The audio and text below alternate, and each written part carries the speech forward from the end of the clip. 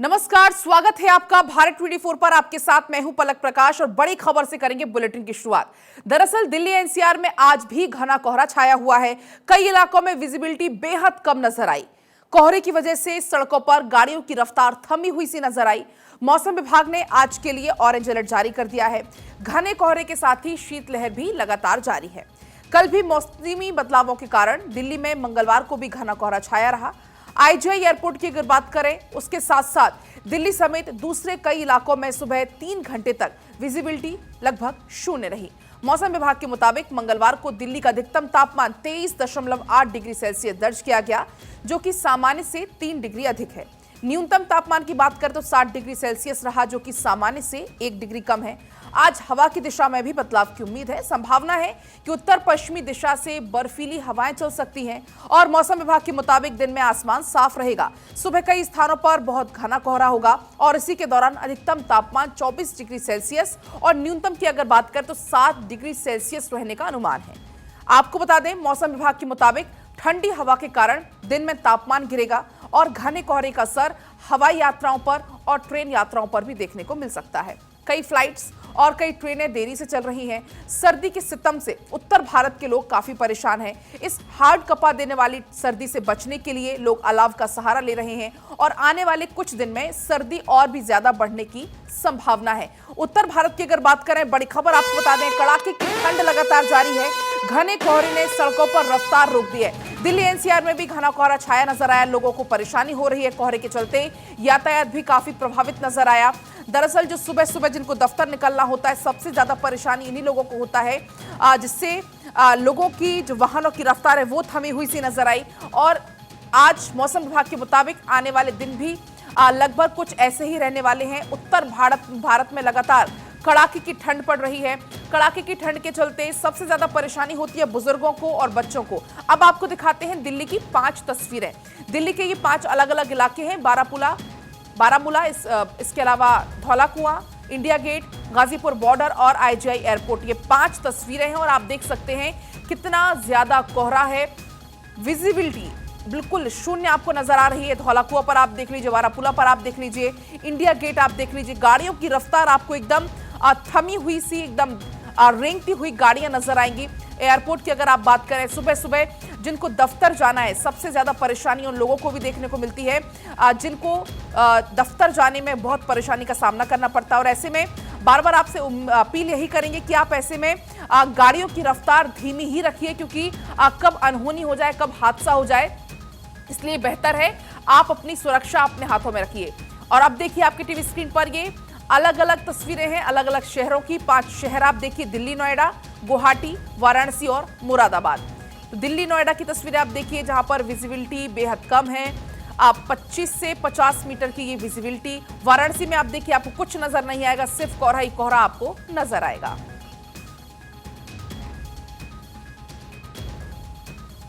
तो तस्वीरें आपने देख ली। तो दिल्ली में ठंड का प्रकोप बढ़ना शुरू हो गया है। बुधवार को टेम्परेचर बढ़ने के साथ ही ठंड ने लोगों की मुसीबत बढ़ा दी है। ठंड बढ़ने के साथ ही दिल्ली एनसीआर में चारों तरफ सिर्फ और सिर्फ कोहरा नजर आ रहा है। अगर मौसम विभाग की मानते हैं तो दिल्ली एनसीआर सहित तमाम उत्तर भारत में जो इलाके हैं वो ठंड की मार लोगों को झेलनी पड़ेगी और ये कोहरा भी धीरे धीरे बढ़ता जाएगा। मौसम की स्थिति का जायजा लिया हमारे संवाददाता सुरेश झा ने। आप देखिए, दिल्ली में धीरे धीरे ठंड बढ़नी शुरू हो चुकी है। क्रिसमस के बाद से ही ठंड ने अपना असर दिखाना शुरू कर दिया है। ठंड के बढ़ने के साथ ही अब कोहरे की मार भी अब आम लोगों को झेलनी पड़ी है। जैसा कि आप देख सकते हैं, इस समय हम लोग कालिंदी कुंज इलाके में मौजूद हैं और यहाँ पर कोहरे की सफ़ेद चादर चारों तरफ बिछी हुई है, यानी दूर दूर तक अब आपको कोई भी नज़र नहीं आएगा। इस कोहरे की वजह से जो सबसे ज़्यादा दिक्कत होती है वो होती है ट्रैफिक को चलाने के अंदर, क्योंकि विजिबिलिटी 0 हो जाती है और ऐसे में आगे दिखना बंद हो जाता है। और आप देख सकते हैं कि किस तरीके से कोहरे की मार जो है लोगों को झेलनी पड़ी। चारों तरफ कोहरा ही कोहरा बिछा पड़ा हुआ है, ठंड के साथ साथ कोहरे की मार। और कोहरे में गाड़ी चलाना यानी सड़कों पर चलना बड़ा दुर्भर हो जाता है। आप देख सकते हैं कि गाड़ियाँ जो आ रही हैं, आपको दूर से गाड़ियाँ आती नज़र तो आ जाएंगी, लेकिन गाड़ियाँ कैसे चल रही हैं देखिए आप, उनकी गाड़ी की स्पीड देखिए।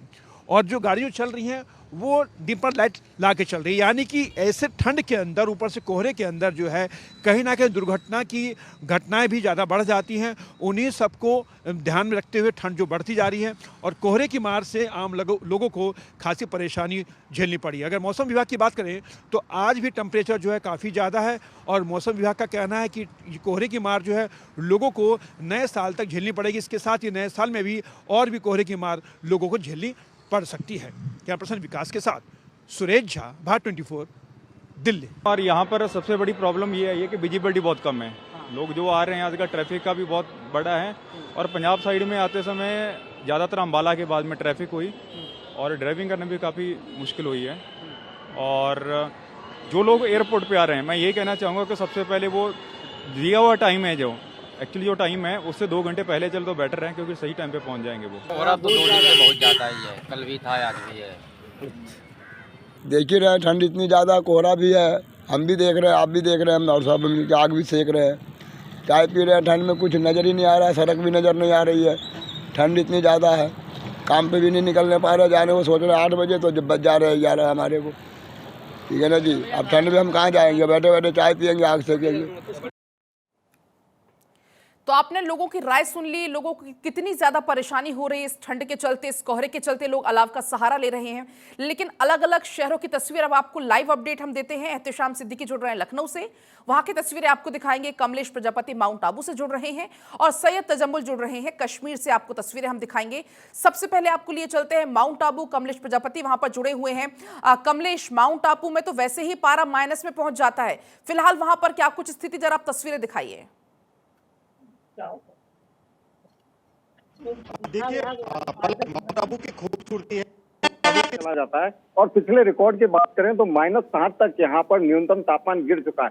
ऐसे में इस बार के सर्दी के आंकड़ों की बात की जाए तो इस बार जो सर्दी है 0 डिग्री पिछले कई दिनों से टेम्परेचर चल रहा है, लेकिन आज यहाँ पर टेम्परेचर में यहाँ पर बदलाव देखने को मिल रहा है और जो तापमापी का जो पारा है न्यूनतम 1.5 डिग्री पर है। ऐसे में मेरे सहयोगी दीपक त्रिपाठी मेरे साथ है, तस्वीरें जरूर दिखाएंगे। इस वक्त माउंट आबू टोल नाके के प्रवेश द्वार पर हैं और प्रवेश द्वार से देखिए हल्का कोहरा यहाँ पर आज देखने को मिल रहा है। देश के कई इलाके हैं कहें, कई जिले कहें, वहां पर जो कोहरा है बहुत डेंसिटी उसकी बहुत ज्यादा है और विजिबिलिटी कह सकते हैं कि 0 है। लेकिन माउंट आबू में आज जो कर दी है उसका असर देख रहा है, क्योंकि उत्तर भारत से जो पलक सर्द हवाएं जो आ रही है। दरअसल कुछ नेटवर्क का इशू आपके यहाँ लग रहा है, आपके पास मैं लौटूंगी। अब आपको सीधा लिए चलते हैं सैयद तजम्मुल के पास, कश्मीर में सैयद तजम्मुल मौजूद हैं। आप जरा तस्वीरें दिखाई, क्योंकि कश्मीर का रुख लोग सर्दियों का मजा लेने के लिए जाते हैं, सर्दियों का आनंद लेने वहां पर जाते हैं, लेकिन फिलहाल वहां पर लोगों को कितनी परेशानी हो रही सर्दियों के चलते। मतलब कश्मीर में ये कोई अनयूजुअल मौसम है नहीं, क्योंकि दिसंबर का आखिरी हफ्ता है और उसके बाद नए साल की तैयारियों के लिए गुलमर्ग, पहलगाम और बाकी जगहों पर जिस तरह से तैयारियां की जाती है उसमें बर्फ का संगम बड़ा लाजमी है। लेकिन आपकी बात, मौसम खुश्क है, ड्राई है, बहुत ज्यादा ड्राई है और बर्फबारी जो है कुछ वक्त पहले यानी 10-15 दिन पहले ऊपरी इलाकों में हुई, लेकिन निचले इलाकों में धुंध की बात करते हैं पलक, तो आपको अगर कौमी शाहरा पर या नेशनल हाईवे पर आपको जम्मू की तरफ जाना है तो आपको 12 बजे के बाद ही गाड़ियों को शायद आगे बढ़ने की इजाजत दी जा सकती है। लेकिन सुबह आप दरियाई झील और उसके बाद आसपास के नदी नालों झरनों आबशारों में देखेंगे तो पानी मंजमद हो जाता है, नलके जम जाते हैं और उसके बाद धुंध कोहरे की वजह से जो है जो एक जगह से दूसरी जगह मुसाफिरों को लेके जाते हैं उन्हें दिक्कतों का सामना है। क्योंकि जम्मू कश्मीर वाटर बॉडी है और वाटर बॉडीज का बेशतर हिस्सा चूंकि धुंध और कोहरे की वजह से इस बार जो तस्वीरें पेश की, इस साल दिसंबर के आखिर में तकरीबन नए साल की तैयारियां भी शुरू हुई। कुछ वक्त पहले गुरेज और उसके बाद खुमरियाल और दूर दराज इलाकों में बर्फबारी हुई, लेकिन बीते वक्त में कश्मीर में कोहरा और धुंध है।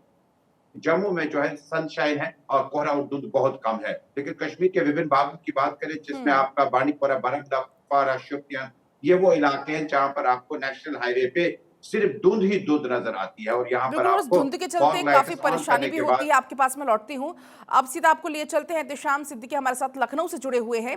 आप तस्वीरें दिखाई, क्योंकि आपके पीछे भी मैं देख पा रही हूँ किस तरीके से वहां पर कोहरा है और हर तरफ कुछ यही तस्वीर। दिल्ली एनसीआर की बात करें वहां पर भी कुछ यही हाल है और कुछ यही हाल लखनऊ में देखने को मिल रहा है। हालांकि देखिए उत्तर भारत से पूरी तरह से सर्दी अपना सितम ढा रही है और हम बात करें दिल्ली एनसीआर के साथ साथ पूरे यूपी में कोहरे की चादर छाई हुई है और सबसे ज्यादा इसका असर दिखाई दे रहा है रेलवे और हवाई यातायात को। चाहे वाराणसी एयरपोर्ट की बात करें, आगरा और इलाहाबाद एयरपोर्ट की बात करें, लेकिन हम आपको बता दें सबसे ज्यादा परेशानी आने वाले दिनों में होने जा रही है अयोध्या एयरपोर्ट पर, क्योंकि 30 तारीख को इस एयरपोर्ट का उद्घाटन होना है। तो इंडिगो फ्लाइट है इंडियन एयरलाइंस, उसके अधिकारियों का साफ कहना है कि एयरपोर्ट में कोई ऐसा सिस्टम नहीं है कि लो विजिबिलिटी में हम फ्लाइट को लैंड करा सके। ऐसे में हमें फ्लाइटों को वाराणसी और लखनऊ डाइवर्ट करना पड़ेगा। तो अयोध्या में एक भव्य कार्यक्रम है और लगातार कोहरा गिरता जा रहा है। ऐसे में ट्रेनों से जो श्रद्धालु आएंगे और साथ साथ जो फ्लाइटों से मेहमान आएंगे उनके लिए एक बड़ी समस्या रहेगी। साथ ही सड़कों पे लोगों को वाहनों में लाइटें जला के चलनी पड़ रही, जो दिनचर्या की दुकानें लोग लगाते हैं वो नहीं लगा रहे हैं। कल से ये कोहरा शुरू हुआ है, मौसम विभाग का साफ कहना है ये लगातार जारी रहेगा और जिस तरह से पहाड़ों पर बर्फबारी हो रही है उसका असर मैदानी इलाकों में दिखाई देगा। आने वाले वक्त में ठंड और बढ़ेगी, बारिश होगी और फॉग और बढ़ेगा। इसके चलते लोगों को काफी भारी परेशानियों का सामना करना पड़ रहा है। यूपी में ज्यादातर जिलों में जिलाधिकारियों ने स्कूलों को बंद कर दिया है। कुछ जगह पे कल्चरल कार्यक्रम चल रहे हैं नए साल के, उसके बाद भी स्कूलों को बंद कर दिया जाएगा। लेकिन जो डेली रूटीन के काम है वो लोगों के लिए दिक्कतों का सामना करना पड़ रहा है। जो रोडवेज परिवहन की बसें वो काफी लेट चल रही है। रेलवे का संचालन पूरी तरह से प्रभावित हुआ है। रेलवे ने सैकड़ों ट्रेनें यूपी में रद्द कर दिया है, साथ ही फ्लाइटें डेली चल रही है। लेकिन यूपी में एक भव्य कार्यक्रम का भी आयोजन होने जा रहा है अयोध्या में। ऐसे में कहीं न कहीं ये संचालन है अगर वो कोहरे से प्रभावित होगा तो जो मेहमान वहां आएंगे उनको भी काफी परेशानियों का सामना करना पड़ेगा। तो पूरी तरह से जो कोहरा है वो कहीं न कहीं हर इंसान की जिंदगी पर असर डाल रहा है। लोग घर के अंदर चिपके हुए हैं या तो फिर कहीं अलाव जगा के बैठे हुए। सड़कों पे लोग बेहद कम दिखाई दे रहे हैं। 9 से ज्यादा वक्त हो चुका है, सड़कों पे पूरी तरह सन्नाटा छाया हुआ है। वैसे आप अंदाज लगा सकते हैं कि लोगों की जिंदगी कोहरे पूरी तरह से ढह चुकी है और लोग अपनी जिंदगी बचाने के लिए घरों में बैठे, बहुत मजबूरी में जिनको जरूरत है वही निकल रहा है। लोगों का साफ कहना है कि हमारी फ्लाइटें लेट है, हमारी ट्रेनें लेट। सहारा लेने को मजबूर है, लेकिन ऐसे में आप क्या कुछ देख पाते हैं वहां पर सरकार की तरफ से, प्रशासन की तरफ से क्या कुछ व्यवस्थाएं वहां पर की गई? क्या रैन बसेरे वहां पर बनाए गए ताकि जो लोग सड़कों पर रहते हैं उन्हें कुछ सहारा मिल सके? दोनों का इंतजाम किया गया है। उत्तर प्रदेश के मुख्यमंत्री योगी आदित्यनाथ लगातार अपना सीएम डेस्क से मॉनिटरिंग कर रहे हैं। उन्होंने अधिकारियों को सख्त निर्देश दिया है। यहाँ तक कि यूपी के 3 जिलाधिकारियों को उन्होंने फटकार लगाई थी। कंबल वितरण में देरी हुई थी, वो जेम पोर्टल की वजह से हुई थी। सारे जिलाधिकारी रात में कंबल वितरण कर रहे हैं। साथ ही जो सड़क के किनारे लोग सो रहे हैं उनको उठाकर रैन बसेरों में किया जा रहा है। रैन बसेरों में खाने पीने साथ साथ अलाव और कंबल का भी इंतजाम किया गया। लेकिन उत्तर प्रदेश बहुत बड़ा प्रदेश है पूरा, उसमें कई विश्व के कई देश समा सकते हैं। ऐसे में इतने बड़े इंतजाम की लगातार मॉनिटरिंग की जा रही है। और हम आपको बता दें मुख्यमंत्री सेल के साथ साथ आपदा राहत कोष विभाग के कमिश्नरेट का जो मुख्यालय है कंट्रोल रूम, वहां से मॉनिटरिंग की जा रही है। जिलाधिकारी अपने स्तर पर खुद मॉनिटरिंग कर रहे हैं, कमिश्नर अपने स्तर पर खुद मॉनिटरिंग कर रहे हैं। पूरी कोशिश की जा रही किसी को ठंड से मौत न होने पाए। तो जो रैन बसेरों की बात किया जाए, मुख्यमंत्री योगी आदित्यनाथ ने रैन बसेरों का बहुत अच्छा इंतजाम कर लिया है। यूपी में काफी हर जिलों में पक्के रैन बसेरे हो गए हैं। तमाम ऐसे शेल्टर हाउस है जहां पे कंबल, आग, हीटर का अच्छा इंतजाम किया गया। तो लगातार जिस तरह से उत्तर प्रदेश का विकास हो रहा है, केंद्र और राज्य की नीतियां जो लगातार विकास कर रही है, उससे जो गरीब तबके के लोग हैं उनको काफी फायदा हुआ। जिन लोगों के पास कंबल नहीं, लगातार कंबल वितरण किया जा रहा है। हर तहसीलों में कंबल का स्टॉक लगा क्योंकि हर किसी को बहुत परेशानी होती है और जिनके सर पर खासतौर पर छत ना हो, आशियाना जिनके पास ना हो, सबसे ज्यादा परेशानी उन्हीं को होती है। फिलहाल बहुत शुक्रिया आप दोनों का तमाम जानकारी के लिए, तमाम तस्वीरों के लिए।